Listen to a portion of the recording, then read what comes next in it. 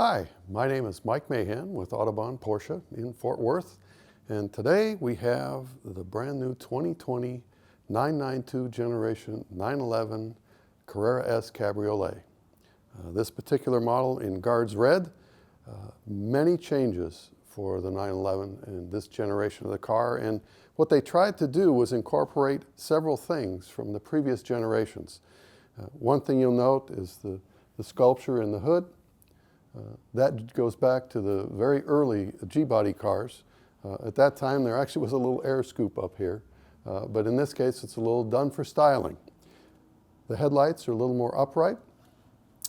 The fender flares are a little bit wider. As we move around to the back of the car, you'll notice the wider hips. All 911s now have the same width body as the all-wheel drive cars. So even though this car is not all-wheel drive, it still has the very aggressive back end. In the bumper, you'll see the two exhaust pipes. This particular car has sport exhaust, which generates this tail. That is very similar to the former GT2, GT3 cars of previous generations. Also, you'll notice that the light bar runs all the way across the back.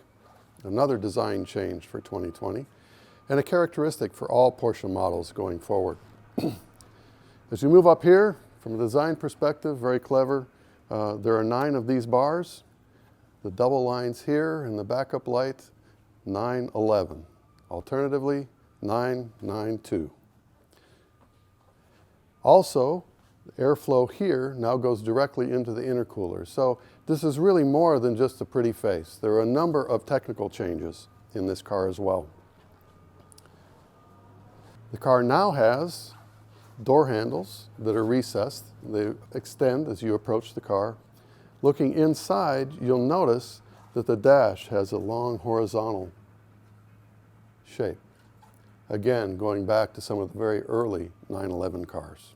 From a technology perspective, moving back to the front of the car, the system now has active aerodynamics. So there are flaps inside the car that remain closed but are infinitely variable, being able to open and close to control airflow, not just for engine cooling, but also to improve downforce at higher speeds and reduce drag at lower speeds, improving fuel efficiency.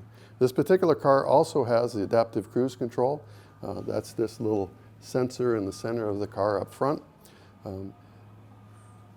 Also, in the windscreen is a camera. These two systems work in combination to give you a warning and brake assist function, which will include automatic emergency braking if required. There's also a sensor in the wheel well of this car, and new for 2020 is wet mode. The system will listen for the tires running across a wet street, warn you that, hey, we recommend you switch to wet mode. Doing so actually dials back the engine performance and also changes the stability characteristics of the car to give you much better stability in wet weather. In the engine, many more technical changes. Turbos now spin in opposite directions. Well, what's the big deal about that? What it does is it makes the plenums, the tubing that runs into and out of the turbochargers exactly the same length, improving response. Also, we now have piezoelectric fuel injectors. Well, what does that do? Well, it allows very high pressure, multi-pulse injections, improving fuel efficiency as well as improving emissions, lowering the emissions of the car. So another change, they've changed the wheels, not just the width, but the diameter. This particular model, the S models, come standard with 20-inch and 21-inch wheels, 20 on the front, 21 on the rear. On regular Carrera models, those are 19 inches and 20 inches, respectively. Now, I mentioned Carrera and Carrera S. There are currently 3 different models available for order. We have the Carrera model. We have the Carrera S model, which this car is, 443 horsepower. And just recently announced was the Turbo S model. That car has 641 horsepower. You'll notice those are kind of odd numbers. That's because the horsepower is calculated in metric for Germany. We're about 98.6% of that number, so hence our numbers are not the even numbers that you'll see on cars in Europe. So now we'll move inside and see some of the features that are new on the inside of the 911. So the interior of the car shows the classic 5-gauge cluster. I will point out the only analog gauge in the car is still a tachometer, of course front and center as it should be in a Porsche. But you are able to change the displays on the left and the right hand side. Here we see the modes that we're in. There's wet mode that I was talking about earlier. Here's tire pressures, G-forces, so you can understand how well you're doing in your performance. This particular car also has Sport Chrono with a timer, and you can have the map here. Now the engine's not running right now, so you're seeing a number of different warning lights, but you can have the map here, or alternatively, over on the 10.9-inch touchscreen. This is another change for 2020. So bring the map up here. Again, you have it here or here, and also the navigation information will show up on the left-hand screen. So if you're navigating someone, you can have the map here, navigation directions here, speed and tachometer in the center, keeping your focus straight ahead. So also new design are these tactile toggle switches, new for the 2020 model. In this case, I've turned sport exhaust on. This particular button here turns the traction control off. You really have to mean it if you want to do that. And I recommend only doing that if you're on the track.